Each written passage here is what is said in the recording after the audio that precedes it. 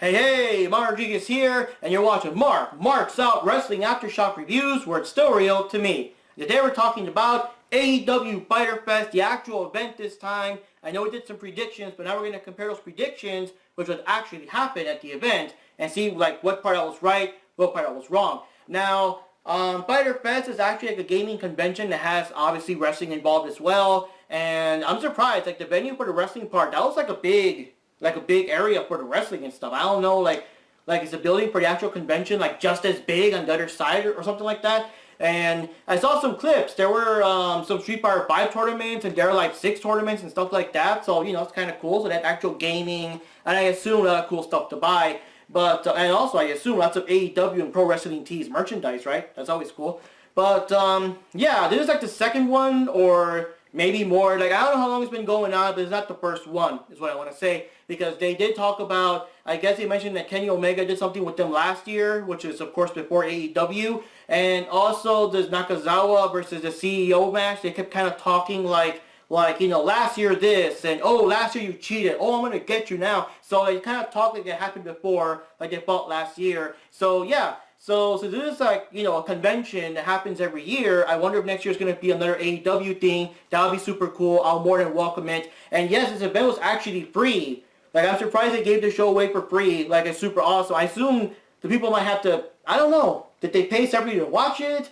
Like, if you pay to go to the con, do you watch the wrestling too? I don't know how that works for the people actually in attendance, but for us, it was free on Bleacher Report, and that's pretty cool. And another thing is that this doesn't really, like, fit into, like, the whole pay-per-view thing. Like, the first event is Double or Nothing, and the next big one is All Out, happening in August. Next month we got one that's Fight for the Fallen, where the proceeds go to victims of gun violence. But again, I'm not sure that one's going to be free or not or something, but we'll find out. And then, yeah, so as you saw in the last video, I was talking with Chuck Rodriguez, which is apparently, I guess, Johnny and my long-lost brother there. We met him at a convention at Steel City Con. We talked to him. We hung out a couple of times there. And if you guys remember, in the first edition of this show, that was actually called WWE Wrestling Aftershock Reviews, because it's just mostly based on WWE stuff. Yeah, he was there. He was there in the very first episode and everything. So he's been in our channel, you know, a couple of times before. And now, of course, that we cover more wrestling companies that's not just WWE, like we go into the indies and stuff. Now, you know, the show's called, you know, Mark's Out Wrestling Aftershock Reviews and all that. So anyways, for this episode, what we're going to do is we're going to show a little bit of clips here and there of what we thought who was going to win, and then we'll just compare it side by side, like who actually won, and my thoughts on the overall event. Because again, oh my god, I can't believe they gave it away for free, especially the final match. Like, damn, the final match. But yeah, we got the Best Friends, we got SCU, So-Called Uncensored, and Private Party going at it. And the winner advances to the All Out for an opportunity at the first round buy-in at AEW World Tag Team Championship Tournament. I got Best Friends. I really think that they're going to hit their stride in AEW. I'm going to take a gamble and just give it to Private Party, see how they can go. But of course, SCU are very hardcore guys themselves. They'll have their hands full. Alright, so for the opening match, which is kind of funny because SCU both opened Double or Nothing and they also opened Fyter Fest. Yeah, Chuck went with Best Friends, I went with Private Party, and yeah, Chuck was right. Best Friends took it. They won. And yeah, it's a pretty good match. It was pretty crazy. Again, with these tag teams, it's very fast-paced, crazy action. And there was actually a part where everybody was just doing diamond cutters. Just diamond cutters on everybody. It was like a diamond cutter party or RKO party or whatever you want to call that move. They're pretty similar. And yeah, someone actually did like a leg thing off the rope, and someone else caught him midair for a diamond cutter. The Private Party were kind of cool. They had the little moment there where they were kind of like dominating everybody. They were in the Battle Royale last time. They were just there for a bit. Now they got their chance to shine. I was distracted by the dude with the cool hair. They kind of reminded me of kind of like, you know, like Wesley Snipes style hair, or like Zach from Daryl Live, that kind of crazy hairstyle. And apparently his high-pitched screams, like he took a chop, and that's, I guess, part of his gimmick, the high-pitched screaming. That was kind of funny. But yeah, what can I say? In the end, Best Friends took it out. They had their big hug moment. They were taking everybody out, and that was pretty awesome. And then again, to remind us that they're out there, now these guys officially called the Dark Order, which were known as the Super Smash Brothers before and other organizations, now they're called the Dark Order. They had like, the lights went out, there was like this video playing about, I guess, like they're looking for their victims and you will be the first, yes, you will be the first, best friends, and whatever. And the lights come back on and they're surrounded by all the thugs. Now I don't think they were actually there,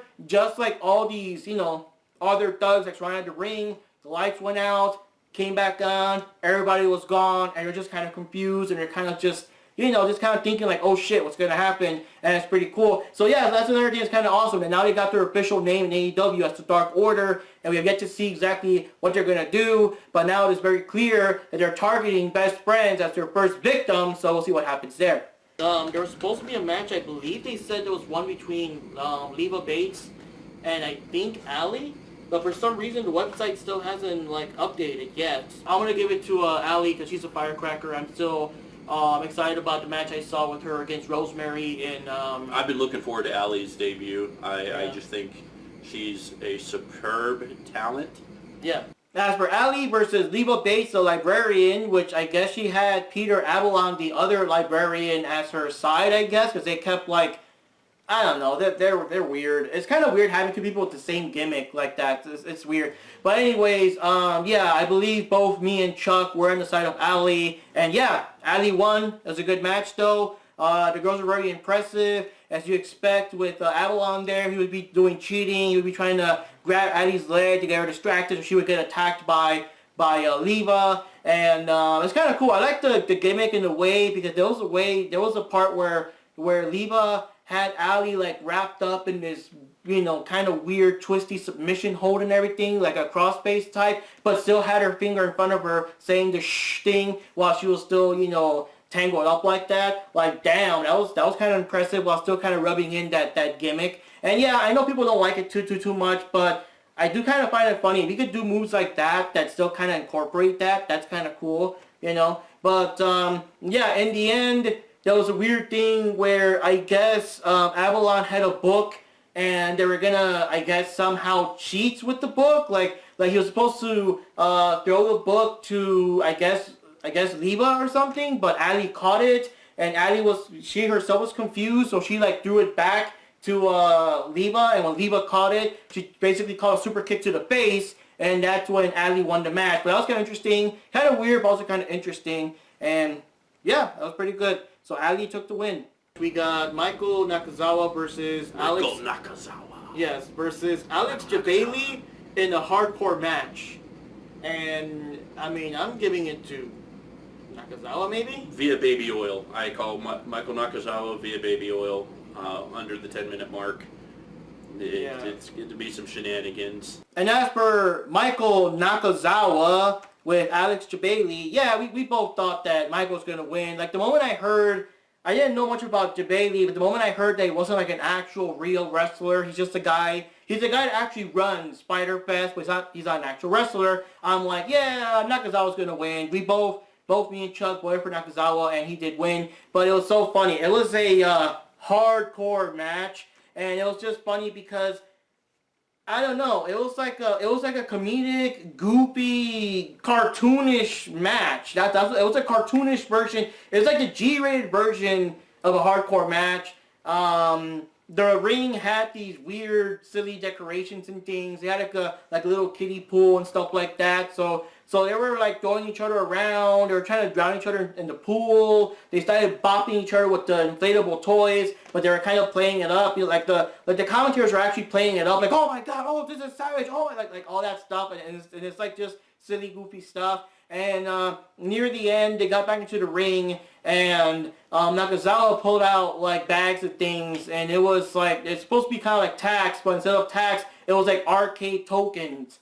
And they were trying to play it off like they were tax, you know. They biased each other on the tokens, and they were, you know, selling it like it was like tax and stuff. That was just silly. Oh, what's his name? Jabali grabbed one of those 6-button Street Fighter type controllers, the big joysticks ones, and just slammed it on Nakazawa like what the hell? And then like they grabbed a GameCube controller, which I guess you were probably playing the Smash Brothers game still. They had a GameCube controller, and he was like choking Nakazawa with the controller or the cord and everything. It was just so silly. It was fun. It was so much fun, but they really played it off. It was just hilarious. I also love, I'm a sucker for video game references. That's kind of cool. Like I saw like the controller, the Street Fighter controller. I'm like, holy shit. And yeah, Nakazawa did his thing with the baby oil, which okay, I'm not big on that, but whatever. And yeah, so in the end, Nakazawa did win. And I was also impressed by Jabali though. I know he's not like a real wrestler, but he actually did a couple of things. He did some like lift him up. He did some backbreakers and stuff, and he did some slams. I'm like, wow, okay, he did a couple of wrestling moves there. You know, for someone that I guess isn't a real wrestler or whatever. He did a couple of slams and stuff. I'm like, holy shit. But yeah, it was a comedic match. It was silly. Part of it was I just love how they played it up. The arcade tokens acting like they're tax, and it just made it funny. But yeah, it's a good match, and that was still part of the buy-in.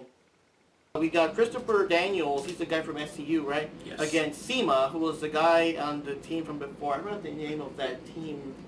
It's safe to say Daniels is really wanting to showcase these guys. I think Shima goes over, and I think it's a good 15-minute match. Yeah, I'm going to probably give it to Christopher Daniels, see what he can do. You want to wage a cerveza on that? There we go. Yeah, one cerveza on yeah. two cervezas on who's the winner there. Orale Holmes. So the first official match was Shima versus Christopher Daniels. Of course, now I know that Shima's with the Strong Hearts. I was like forgetting it back then. And Daniels, of course, is with SCU. And so Chuck voted for Shima. I voted for Christopher Daniels. And I guess I owe Chuck a beer because Shima took this one. And yeah, it's a pretty good match, pretty fast-paced match. I didn't know until Chuck mentioned it. I didn't know that Daniels was like close to his 50s or already is 50. Because damn, he moves. He moves good for a guy his age.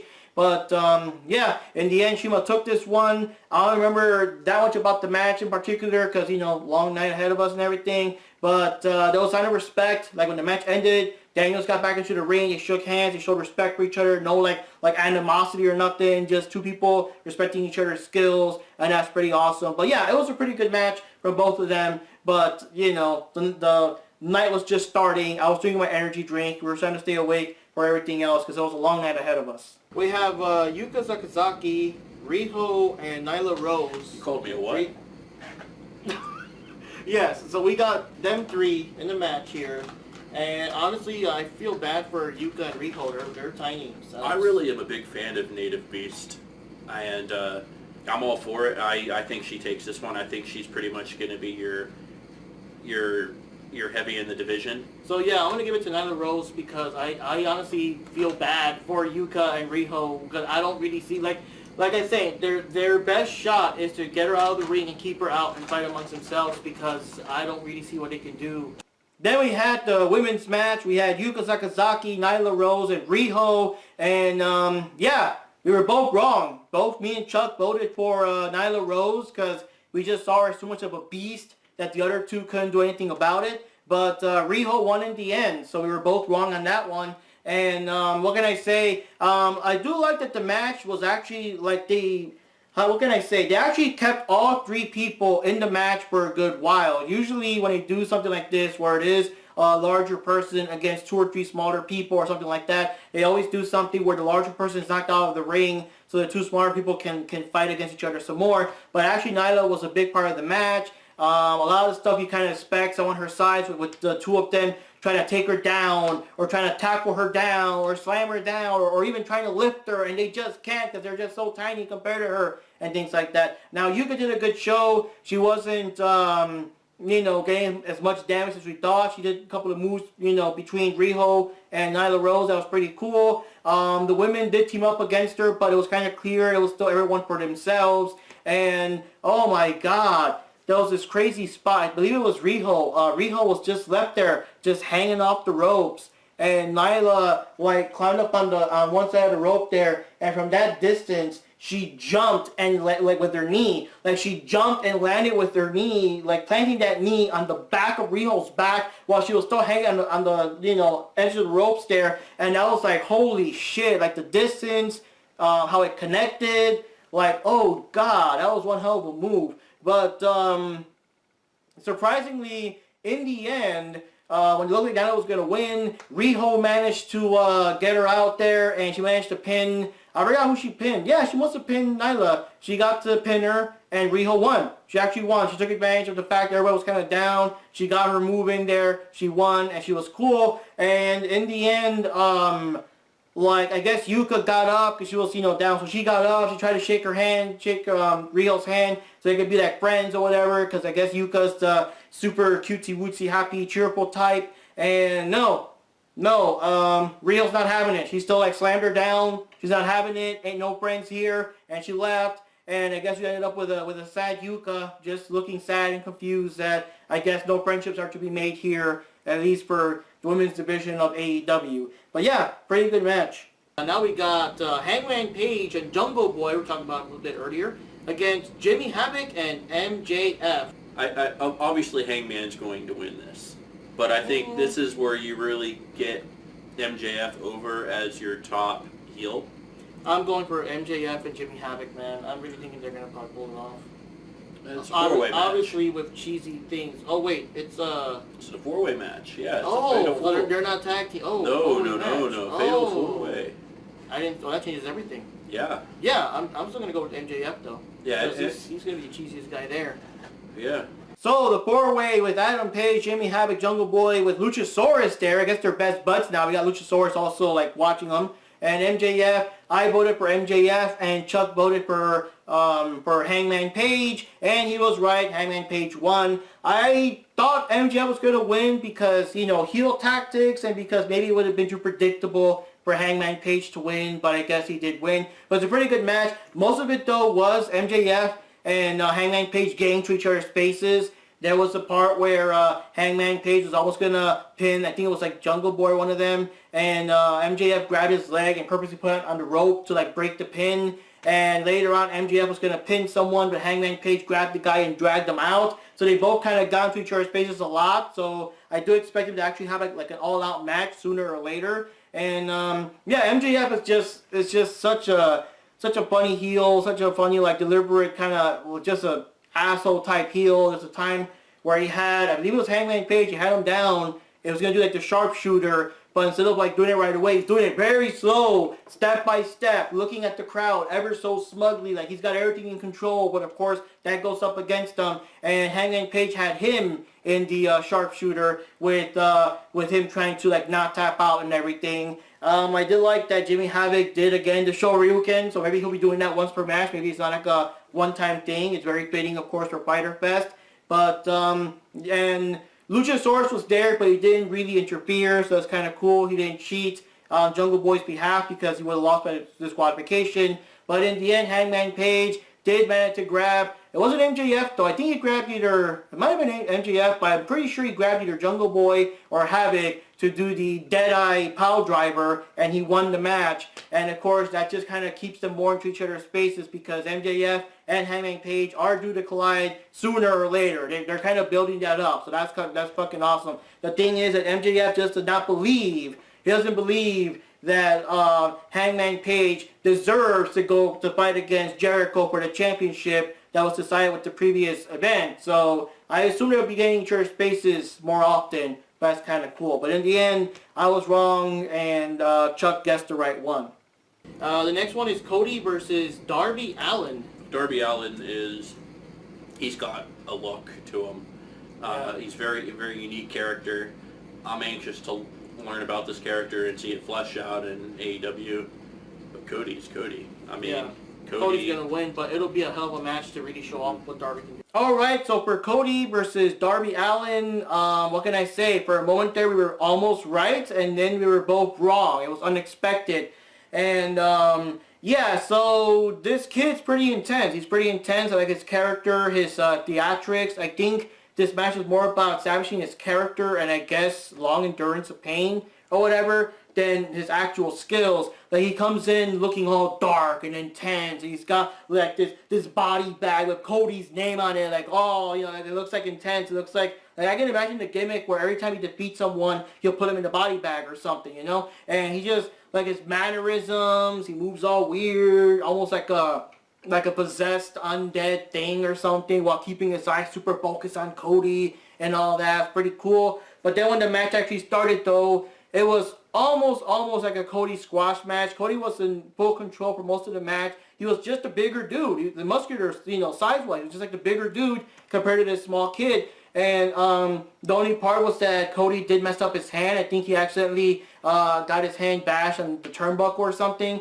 and that of course gave him like something to work with. That was a weakness. So Darby started, you know, kicking the hand and grabbing the hand, twisting the fingers. He had him as a kind of submission move where the focus was still on the hand and bending it back and everything. He actually bit his hand. He bit Cody's hand, and he like slammed his hand on the steel steps and stomped on it and everything. It was just like a lot of stuff. So that was like an exposed weak spot now to take advantage of and everything. But Cody still basically, like, aside from that, of course, like, and also the fact that Cody was eventually, you know, he was starting to get kind of worn down, kind of tired after all these things, and just like this kid just keeps getting back up. Like, somehow he just keeps getting back up even though he was in bad shape. He was basically just surviving the match, you know?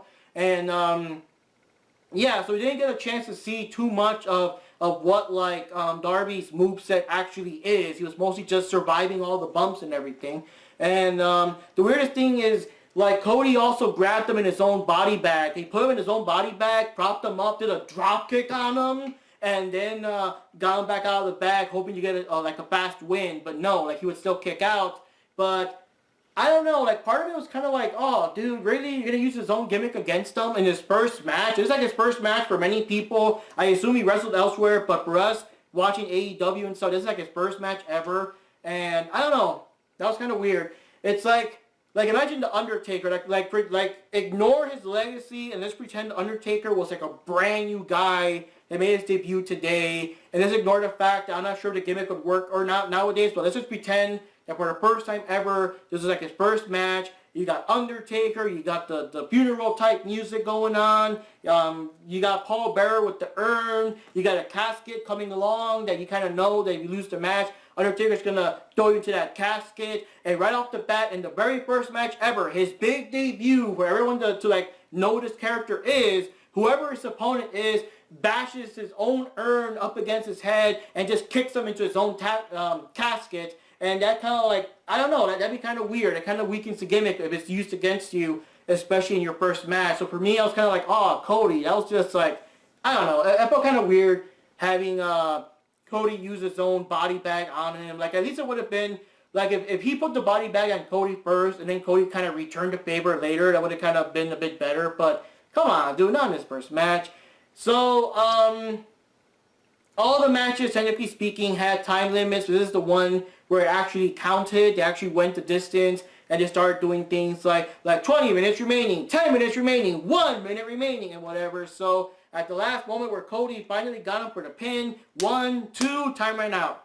So it was a draw, and we were like, holy shit, it's a draw. And yeah, so we were kind of surprised, and the audience was demanding overtime, 5 more minutes or whatever. And yeah, so I was actually expecting, all of us were actually expecting they were going to restart the match, 5 more minutes or whatever, when all of a sudden Shawn Spears appears, and he has a chair, steel chair, and he cracks Cody on the back of the head with the steel chair and knocks him down. So yes, an unprotected chair shot to the head and knocks him down. And yeah, so everybody was surprised, everybody was shocked. This fact just has like a lot of controversy. I bet you there's gonna be like 10 or 20 videos just about the chair shot alone. You know, like, I think of the whole thing, no matter what happens, including what happens next, like, the whole match, the whole discussion here was about the chair shot, and oh my god, you know, and yeah, that's the thing, because, you know, it's unprotected, it's dangerous. Cody didn't have his hands up, because, you know, that's the deal. It's supposed to be a surprise. You're not supposed to be seeing it coming, you know. Most of the time when you get a chair shot to the head or something, the person had their hands up, you know, the hand takes the hit, but you still fall back as if you were hit in the head or something. In this case, like Cody was actually bashed in the side of the head. And also it's a controversy on whether or not there was a blade job afterwards, because the camera did pan away from Cody for a while Shawn was getting into Brandy Rhodes' space or arguing or whatever. I guess he was acting like he was going to hit her too. I don't know. And then the camera got all wacky. And then when the camera went back, now all of a sudden Cody has like a pool of blood there. But I don't know, because with everybody watching there live in attendance, I don't know how he would have did that without people seeing him pull out the blade or whatever. But yeah, it's kind of controversial. People are talking about like the angle of the chair shot, and there's like lots of pictures and video and lots of theories here and there. The general consensus is that yes, the chair did indeed bust Cody open. Everyone came in from the other matches, the SCU guys and even MJF. I guess MJF is a big fan of Cody, so I don't know if that's in or out of character, whatever, but he helped Cody up, and everyone like helped him, get back to his feet and leave and everything. But yeah, so of course it raises a big controversy about should they or should they not have unprotected chair shots anymore, and how dangerous it is, and future concussions and stuff like that. I don't know. Like in my opinion, I really don't know much about like the long-term effects and everything. I don't really know much of the difference. I'm not like the authority of that. I know that obviously speaking, multiple chair shots to the head, if that becomes a thing, if Cody gets a chair shot to the head every pay-per-view or every episode of your upcoming show, like obviously that's bad for him, but I don't know if it's in a sense where just one is enough to mess you up for life. I don't know. But like in my defense, I do want to say, like, Cody knows what he's doing. I mean, remember, this is all part of the plan. Cody knows what he was doing. I mean, he's got that planned. He knows that the chair was coming. He knows what to do. He's prepared for it. It was all planned out. I'm sure he's okay. And I think that as long as they don't do it, like, all the time, I'm sure they'll be fine if they do it carefully. But Cody knows the risks. He knows what he's in for. He's one of the bosses there. He knows what he's doing. I'll have faith in Cody, and we'll see what happens. But, of course, everyone's talking about it now. That's the big thing. And one thing I do want to say is that a lot of people are saying that WWE banned chair shots. Oh no. So like they're redoing like the whole because WWE said so. And in my opinion, you gotta remember we're not in WWE. This is AEW. It's a different organization. I have seen other organizations, other matches do stuff like pile drivers. Have also been banned from WWE. It's not the same rules. If they do end up banning chair shots, let it be because of the safety of the person involved or whatever, to avoid risk of concussions and, life-altering injuries, but because of that, not because WWE said so. Like, screw WWE, man. There's a different organization, different rules, different things. If anything happens, if anything big comes of this event, because of course, like I said, that's what everyone's talking about right now, it's a chair shot. Let it be because of the safety of the people and not just because WWE is doing that. Because WWE, no, screw WWE. They don't know what they're doing anymore. But, yeah, I got faith in Cody. It was his shot. I mean, it was his plan. He knows what he's doing. He knows what to do. He knows how to take it. A lot of people are saying that the chair was also, wrong. That the side where the chair gets bent, so, when you fold the chair, was the part that hit Cody and not, another part, I don't know. But I'm sure it's planned. And I'm sure that the blood and people talking is what Cody wants. He wants, people to be talking about AEW. And for better or for worse, the chair shot or whatever, people are talking about AEW now. So I'm pretty sure it's part of the plan and all that. And Khan, the guy who is funding, the millionaire that's funding the event, is talking about, the chair was uncalled for, I regret it and all that stuff. But I know it's mostly to save face. You gotta say stuff like that to save face. But they all know what they're doing, I'm pretty sure. I mean, we'll find out. History will tell what happens. But I'm pretty sure that if they don't do it every match, they'll be fine. They know what they're doing. They're professionals. They know how to take this stuff.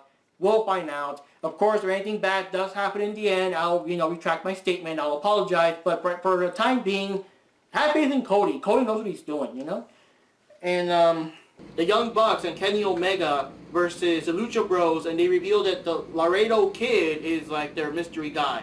So who do you give it up for?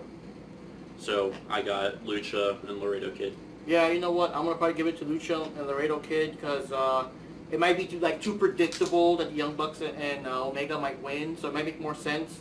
And yeah, we both thought that the Lucha Bros are going to win. I mean, I was always rooting for the Young Bucks, but I also figured, well, they won the last time. They can't win all the time. And Chuck raised some good points that the Lucha Bros got their title back from AAA, and they're kind of on the rise, so it kind of makes sense to have them win. But I was surprised that, yeah, we were both wrong. The Young Bucks won, but it was pretty cool. What better entrance for these guys, especially at a gaming convention, that we got the Young Bucks, Matt and Nick Jackson, dressed up like Ryu and Ken, and then they were playing the Street Fighter music too in the background. That was pretty cool. It was like the Elite theme, I guess, but then it turned into the Street Fighter music, and they came out dressed up like Ryu and Ken. Then this random fat dude, I don't know who the hell he is. I don't know, we're supposed to know him, or he was a random person, I don't know. Starts bothering them or something, or jumping up and down, whatever, and all of a sudden the screen goes black, and you see multiple strikes, and you see the Akuma 10 heaven symbol appear, the Shon Goku Tatsu, and yeah, it's Kenny Omega as Akuma doing the back pose with the symbol drawn on his back and everything, and the hairstyle, and that's just perfect. Akuma, Ryu, and Ken, that's fucking awesome. And also, special shout out to the artist here. I forgot his actual name, but the artist that drew this shirt a couple of years back, the Young Bucks and Kenny Omega dressed up as Ryu, Ken, and Akuma with the Too Sweet thing on there. Wow. They actually made your shirt come true after so many years later. That's super awesome, isn't it? And, yeah, so when I saw him dressed like that, I'm like, they're not going to have him lose. You're not going to do Ryu and Ken and have him lose. Come on, you know? But, match was pretty good. It was pretty intense. Of course, Laredo Kid's pretty impressive. He took the house down. And I'm glad that with Laredo Kid being there and everyone getting their hands busy, there wasn't so much cero miedo every 5 minutes, you know, that got old pretty quick the last time. So I'm glad they were so busy they didn't do it. Of course, they did it a couple of times because that's their thing. But again, not every 5 minutes, you know. But it was still pretty cool. Bit of good old-fashioned Mexican swearing there too for the hell of it. I like the little joke there about the commentators kind of joking amongst themselves, hey, what did he say there? What did he say? Oh, you know, it means, you know, no fear. Yeah, but what did he say besides that? Oh, no, we can't repeat that here. And that was kind of funny. And, yeah, that was a great spot between the three of them, between the Young Bucks and Omega, where they were just, I guess, perfect position.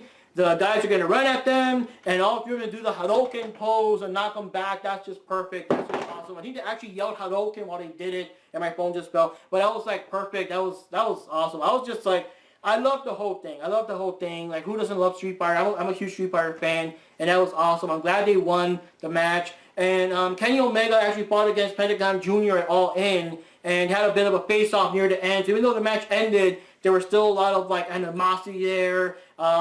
You never know, it might get a Kenny Omega versus Pentagon Jr. match in the future. Of course, the Young Bucks, they still got some beef with the Lucha Bros, overall. That's pretty cool. So I can't wait to see them fight it out again. But, man, this was a good thing. Just the whole thing. Just seeing them dressed up as Street Fighter and then doing the Hadouken later on, that was just perfect for me. That was a big match of the night for me.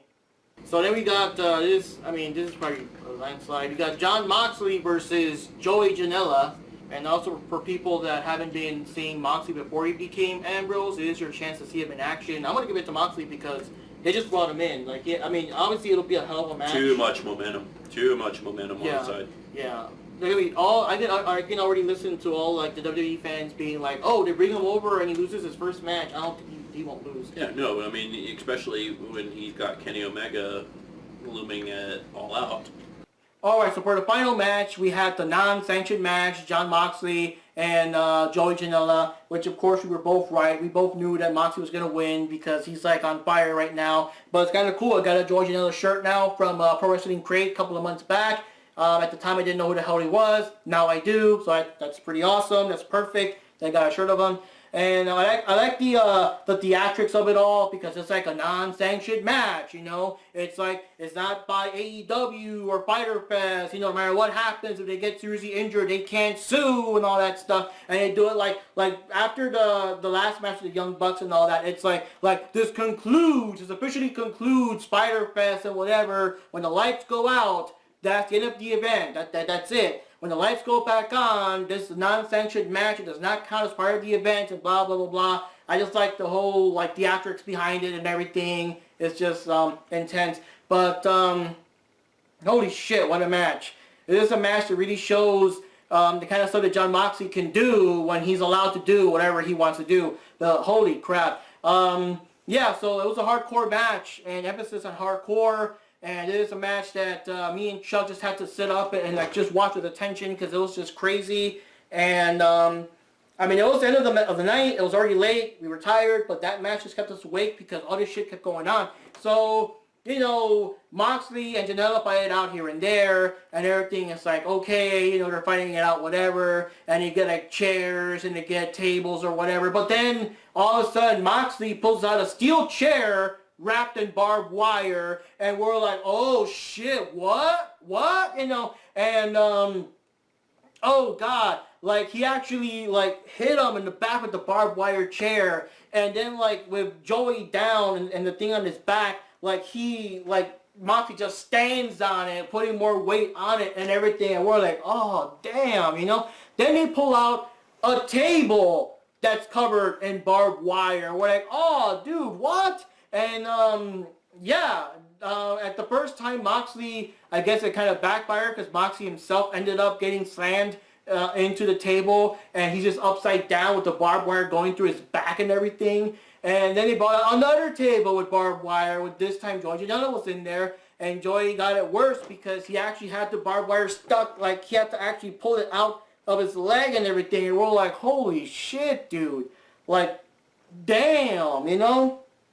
And on top of that, they brought out the tacks. And I was just joking. I'm saying, wow, it's going to be barbed wire wrapped in more barbed wire, or it's going to be tacks covered in barbed wire. But no, they brought out a backload of tacks, and to make it even more intense, because we've seen the tacks before, but to make it more intense, Jon Moxley took off Janella's, like, gear, his boots, or whatever the fuck he was wearing on his feet. He exposed his feet to make it worse for the tacks. And I was like, oh no, oh god. So he grabbed them and slammed them into the tacks, and then he grabbed like another bag to put even more tacks. Like half the ring was now covered in tacks, thumbtacks or whatever. And he grabbed them again, but this time slammed them like you know, feet first, so his feet would have the taxes all jammed in them and everything. And Moxley would grab him and do his DDT thing. I think they call it now the paradigm shift.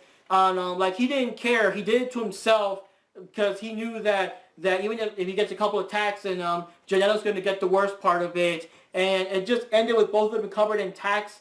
And it was like, holy shit. He was even spitting out tacks. And, you know, pulling out of his arm and everything. And, oh my god, oh my god. Between the barbed wire, seeing people actually pull barbed wire out of their leg, or the tacks, like, full, like, just jammed up your sole of your feet and everything. That was just insane, man. That was just crazy. And, yeah, it's a small example, because I believe he can do much worse than that. It's a small example of what Jon Moxley can do. And it kind of takes me back to this hardcore match that he had with Ambrose versus Brock Lesnar, where Ambrose had a bunch of stuff, had a bunch of toys to bring with, and he wasn't allowed to play with any of them, really. Like the match was the usual Brock Lesnar Suplex City thing. He did have the barbed wire baseball bat from Mick Foley, and he mostly just admired the bat and everything. And then Lesnar tackled him so he wouldn't even have a chance to use it. So, like, and he was not happy that he had all this stuff planned out, and none of that happened, because I guess in a certain way he should have known better that stuff was not going to fly in WWE. Like, he's lucky that the tax went through with Jericho back then, but here there are no rules in that sense. So we got barbed wire all over the place. We got tacks being shoved up the sole of your feet, and oh my god, that was intense. And to top it all off, we think it's over, but no, Kenny Omega shows up. Kenny Omega shows up and beats the crap out of I keep saying Ambrose. Ambrose is dead. He attacks the hell out of Jon Moxley and smashes him to a table and stomps him to the table and slams him around, takes him over to the back, similar to how he also took Kenny Omega to the back with the poker chips in the last event.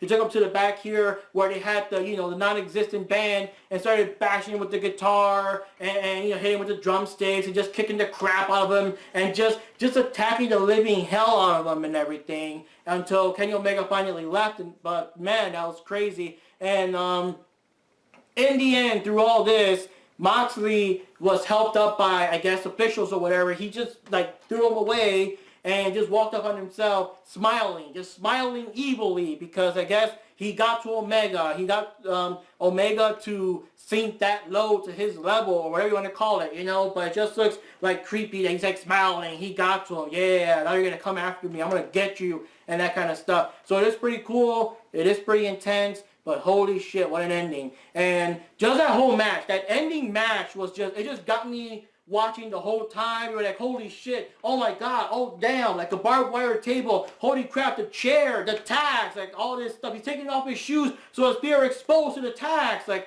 holy crap, just everything.